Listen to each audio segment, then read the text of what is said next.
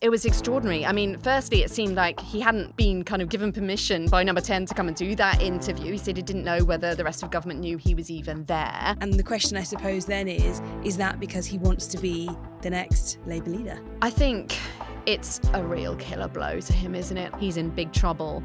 Al Carn's quitting isn't just bad for Keir Starmer. It could be a major twist in a Labour leadership contest. And this is why. Within the situation, I need to do what is right by the armed forces. And if I don't think that's right, then I will absolutely consider my position. And from my perspective at the moment, we have not closed with this deal. When we have closed with this deal, I will decide my position. Right, so you're putting Number 10 on notice, effectively. If you don't get what you believe is right for the armed forces out of this defence investment plan, you will also follow John Healey out the door. I will decide on my position within the government. That was the then Armed Forces Minister Al Carns speaking to my colleague Cathy Newman on Thursday night. He made it clear he was just as unhappy about the allocated military spending as Defence Secretary John Healey, who'd resigned earlier in the day. Within an hour, Carns had also quit, his position untenable, with Downing Street and the Treasury refusing to budge on the defence investment plan. Some might say that the loss of a junior minister isn't that big of an issue, especially when a government has got a lot of other things to worry about. But Carns is no ordinary MP. A former Marine and member of the Special Forces, he served 5 tours in Afghanistan. And despite only being elected in 2024, it appears he has his own leadership ambitions, which could yet propel him to the very top of government. I'm Mhari Aurora, and with me today is Sky's political correspondent, Amanda Akass.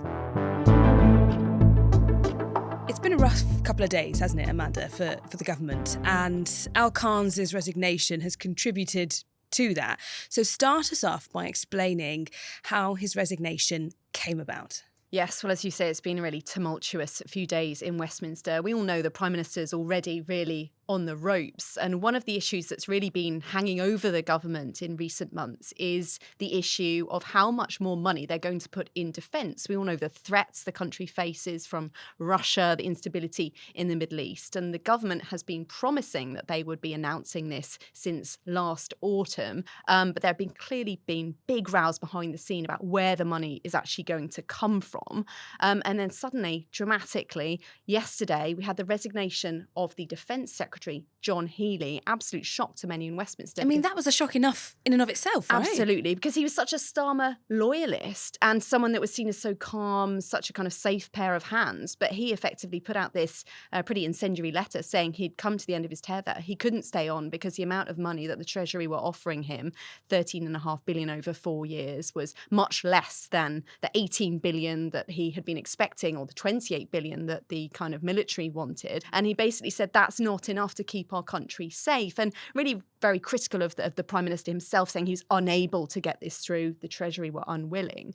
But then we had an extraordinary situation in the evening when Al Carns, who is an Armed Forces Minister, he's a bit of a rising star in the party, tipped as a possible leadership contender himself. There was a lot of speculation. What was he going to do? Because he's someone who always speaks up for the armed forces. He was a Royal Marine for 24 years. I mean, he was speaking to Sky News a matter of minutes before his resignation. Absolutely. And he was, asked about that. And we were all kind of watching with bated breath, Cathy Newman, weren't we? Figuring out what's he doing next. It was extraordinary. I mean, firstly, it seemed like he hadn't been kind of given permission by Number 10 to come and do that interview. He said he didn't know whether the rest of government knew he was even there.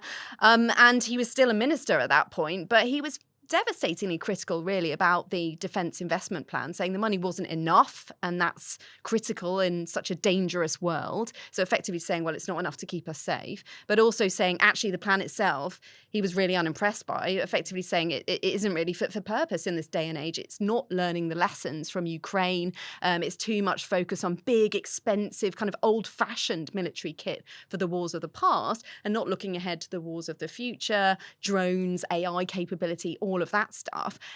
So he was really very critical of all of it, which is quite extraordinary for someone who is a member of the government, effectively saying, we need to work this out. And Cathy kept asking him, well, does this mean you're going to resign? Have you been considering your position? And he said, well, the deal's not finalised yet, so I'll wait and see what happens when it is, but it's my job to stand up for the people of the armed forces. And then there you say, just a matter of minutes later, he published his own resignation, which was pretty blistering. I mean, he said, we owe those who serve the UK the kit to do the job and the loyalty to stand by them when it's done. We are failing on both. I've spent my whole time in government making that case. Number 10 will not listen, so that's why I'm resigning. I mean, quite extraordinary. And effectively, what it seems happened is that after the interview, he spoke to Number 10 and they kind of made it pretty clear, well, they're not budging. They're not going to find some more money. And therefore, he decided, well, his position was pretty unsustainable, given everything that he said about the kind of paramount importance to him of standing up for the armed forces and of the huge criticisms that he's made about it. But I think the other thing that I find fascinating is how much we have seen of Carns over the past 24, 36 hours compared to how much we've seen of John Healey. We have seen Carns on Sky News, on other channels. He's been interviewed in the newspapers. He's parading himself around almost in a way that John Healey hasn't really been. And I find that intriguing. And the question, I suppose, then is that because he wants to be the next Labour leader? Well, he's certainly not a shy character, is he? I mean, if people haven't seen what he looks like, he is a tall, imposing guy. He was the commander of the Special Boat Service, which is, like the SAS, it's Special Forces. He served 24 years in Iraq, Afghanistan, Northern Ireland. He's a tough guy. And he's someone that I think isn't afraid of saying what he thinks. And in fact, I thought that was really striking in his interview with Cathy. One of the things he said was that perhaps he hadn't been brought into the Defence Investment Plan earlier was because he's known to be quite disruptive and he's always been quite clear. In fact, he said the reason he came into politics in the first place after his distinguished career in the military was because he was worried that there wasn't enough thought being put about the kind of future of technology and warfare, the use of drones and all of that. So clearly he's got very strong views. But yeah, I think it certainly seems he's not afraid to put himself out there. And also, I think when you read his longer letter, yes, it's about defence. It's also about the Northern Ireland Legacy Act, the Troubles Act, the bill the government's sort of been putting through, which is something else that's been very controversial for him, which is about the treatment of veterans who were involved in Northern Ireland and whether or not they might be called before courts in potential future court cases as part of the kind of reconciliation process there. That's something that's been controversial. And he says that's also part of the reason he's resigned, because he's always had problems with that and he doesn't think the government's taken those into account. So tell me a bit more about Carns the man. You say he's got this kind of decorated military career. He's nicknamed in some of the newspapers as Labour's action man, for instance. So, how much is he respected and revered in military circles, as well as obviously parliamentary circles? Yes, I mean, he does have a fascinating background. So he was brought up by a single mum. He's one of 5 siblings in Aberdeen. He's 46 years old. He signed up for the Royal Marines when he was 19 and he rose through the ranks really quickly. He was commissioned and he ended up as I say, being very senior, commanding the Special Boat Service, and he was involved in Special Forces in Iraq, Afghanistan. He also worked in Northern Ireland. He has received medals for gallantry. We don't really know what exactly for because of the secret nature of the work that he was carrying out there. But he's talked previously about coming very close to death a number of times during his work.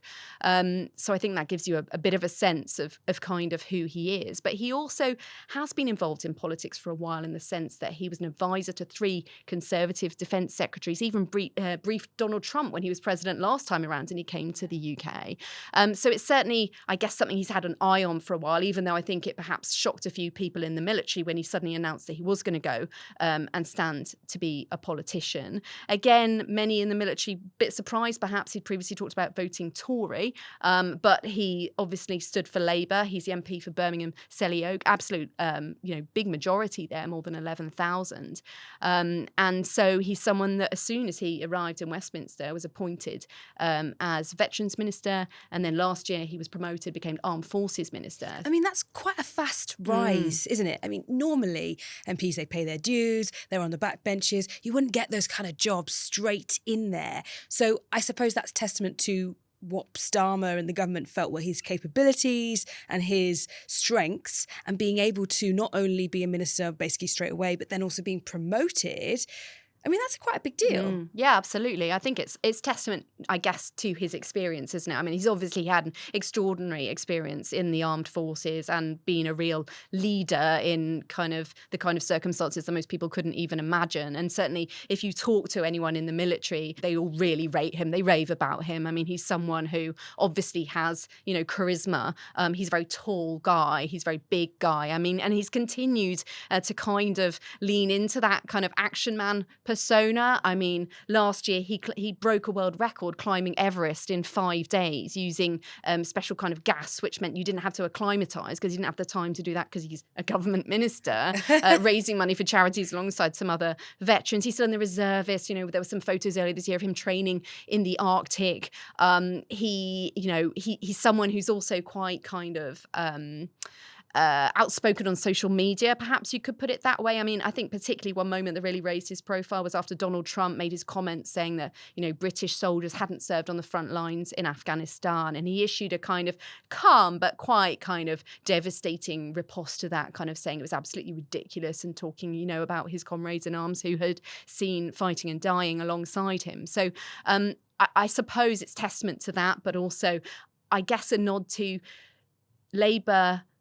Well, we know the debate they're having at the moment between the kind of more left side of the party and the more centrist wing of the party. There's obviously been a lot of concerns about the threats they face from the right, the threats they're facing from reform. And I guess someone like him is someone who perhaps looks more towards the kind of voters that they were concerned about losing to the right as well. So let's talk about that for a sec, because when I've spoken to people from other parties, not just the Labour Party, you talk to Tories and they say Al Carns easily could have just been one of us, right? Now, that might not be the case, but they feel that actually Al Carns is less ideological perhaps than many other MPs.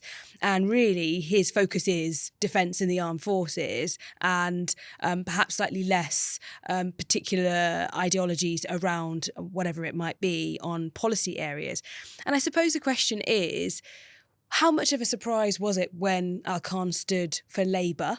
Yes, I mean, I think he's not necessarily a typical ideological Labour figure, is he? I think he's spoken in the past as well. He's not someone who put, Labour posters on his wall as a teenager, and certainly voted Tory in the past, clearly worked for a number of Tory defence secretaries as well. So I think that perhaps is a risk for him within the Labour Party, particularly if he did run for the leadership, and how popular he would be with the party members. Al Carns, after the local elections, devastating local elections for Labour, he wrote in the New Statesman, I believe, really from a perspective of coming from a working class background and about working class voters and Labour's relationship with them. Just remind us what he said and the points he was trying to make there. Well, I think this was really the moment that the kind of chatter in Westminster about the possibility, some of his allies have been sounding him out as a possible future dark horse kind of leadership candidate, really sort of crystallised into the mainstream, because he wrote an article for the New Statesman, kind of the Bible of, the Labour kind of supporters, setting out really what he thought the problems are with the Labour government and a kind of mission for what needs to change, which I think was quite an effort to break him away from his kind of core focus on defence, as we were just saying, but also move him into a kind of a broader kind of positioning for government, really, because he was saying, what is the point of Labour if we're not representing working class people in our kind of Labour heartlands? And talking about the kind of the fact that defence, and this is an argument that he's made in his resignation letter and in some of the interviews he's been giving, that he doesn't believe that security is just about defence and the armed forces. And I think this is kind of his pitch to kind of show why he can be a leader across all areas of government. He's saying, but no, it's about about the economy, it's about people having a job, it's about people getting a fair wage for a good day's work, it's about being able to get to your kids to a good school, to be able to be treated when you're ill on the NHS, and a kind of sense of community and I guess leadership was basically what he's saying is needed. And I think many people saw that article and thought, oh no, he is seriously talking about potentially making a pitch for the leadership, which I think was kind of compounded by, do you remember that week when Wes Streeting resigned and everyone was on resignation watch? How and could we wondered forget? they were going to collapse like a house of cards at that point, and Andy Burnham, throwing his hat into the ring and so on. But he posted on X a photo of him sort of having a pint of beer in a pub saying, have a great evening, everyone. And he does post kind of pictures of his kind of day-to-day life and pictures of his dog, who's called Maverick, by the way, quite often him having a barbecue. But it just seemed like it was the most kind of subtle, not really subtle, kind of, a sign that perhaps he was, looking to use this to raise his profile. Okay, so let's look at Al Carns' future politically, yeah? You say he's very tall. He is, a decorated military man. He's branded as action man by some of the papers. He's respected by many military officials. He is in some ways perhaps everything that Starmer is not. But of course, he is perhaps seen as more centrist or slightly on the right in the party. So when it comes to his future, how likely do we think it is that he could actually even be in with a shot? Were he to run, he hasn't ruled it out, he hasn't ruled it in. Were he to run in that leadership race? Well, he is the antithesis of the kind of loyally careful, cautious Starmer, isn't he, in that sense? I think what's really interesting is the kind of metaphors that he's using around this. He kind of says, if someone fires a starting gun, I'm not scared of gunfire. He's also talked about, I'm someone who always runs to the sound of gunfire. A crisis needs the best people. I think he's making it very clear that he's not ruling himself out. He's not saying, yes, I'm going to challenge for the leadership. And in fact, speaking to Cathy Newman last night, he was quite supportive of Keir Starmer in some ways. And he said he thought he was a man of integrity. He was a good man trying to do the right thing. And it's a very difficult job, which clearly it is. But at the same time, he's made it very clear that he's someone who is ambitious. He says he would only do it for the right reasons, to fight for what he believes in. But, clearly, I think that's what everyone would say if that's the job that they're going for. I think, interestingly, this morning he was also asked, that classic question, if the ball came free at the back of the scrum, something we hear ever after Boris Johnson talked about that. He said, he didn't just say yes, he said, well, I'm good at rugby and football. I'm always up for playing. So I think he's clearly a really competitive guy. I think that's also something else that's part of this. I think he does see himself as, clearly an outsider. But would he be in with a shot? I think he's signalling he would definitely go for it. And certainly compared to the other potential candidates, clearly there's no official leadership contest triggered yet. Yes. But if we're saying in a potential future contest, if you had Keir Starmer, Andy Burnham, Wes Streeting, Al Carns would be, a very different kind of challenger. He's got quite a story to tell. I think it's interesting where he positions himself, what we were saying before, potentially something to the right, what some of his kind of discussions about, representing the working class. I think, obviously that's his background from where he grew up in Aberdeen. I think maybe he thinks that perhaps he can straddle that kind of perhaps more socially right-wing, but also economically trying to stand up for people from more of a working class background. Perhaps that's something that he would look to do. But I think the criticism of him would be he is very new. He's only been in politics for a couple of years. He doesn't have experience in all the huge other spectrum of government, the NHS, hospitals, schools, welfare, all of that. Managing departments in Whitehall, people say often it takes you a very, very long time to understand how government works, how slow that machine can be, how to find ways to circumvent difficulties, all that political experience, I suppose he would be lacking, right? Yes, and I think it's interesting, we've had with Sir Keir Starmer, who's someone who people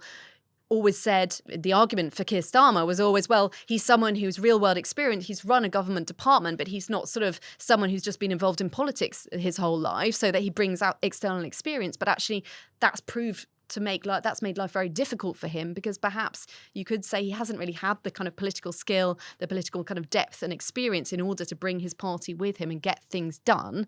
And you could perhaps say that Carns is also coming from that kind of situation, but clearly a very different kind of leader. But certainly I think he's signalling he would like to give it a go. In relation to Keir Starmer, how much has not only the John Healey resignation, but the Carns resignation potentially damaged and weakened the PM's position? I think it's a real killer blow to him, isn't it? I mean, he was already on the rocks. He's had the resignation of Wes Streeting, his health secretary, but he's someone who we've known for a long time has been behind the scenes kind of plotting his own ambitions, you could say. We know there are many Labour MPs who've called for Sir Keir Starmer to go publicly and privately. Clearly, there were devastating results in the local elections coming after the Mandelson scandal. He's in big trouble. We know Andy Burnham is in the wings, hoping to be able to be in a position to challenge him. He's been very forthright about the fact that he would like to do that. Starmer says that he would fight in any such contest. But I think Starmer's sort of remaining argument for why he's the best person for the job is that he's a serious person, that he puts the country's security first, that he perhaps he's had his problems on the domestic front, of course, but on the international stage, that's where he's been successful, in standing up for Ukraine, in the Middle East, in launching the Coalition of the Willing, and trying to stand up to Donald Trump. And I think all of that is just completely eviscerated, really, by what John Healey has had to say, because he's basically, in his resignation letter, and indeed in Carns' resignation letter, both of them have said, well, we're really proud of all these things that we've been doing with our military and everything that you said, including a big speech at the Munich Security Conference not very long ago about how all nations need to, be stronger, to spend more on their military, to stand on their own 2 feet, not to rely on the US so much.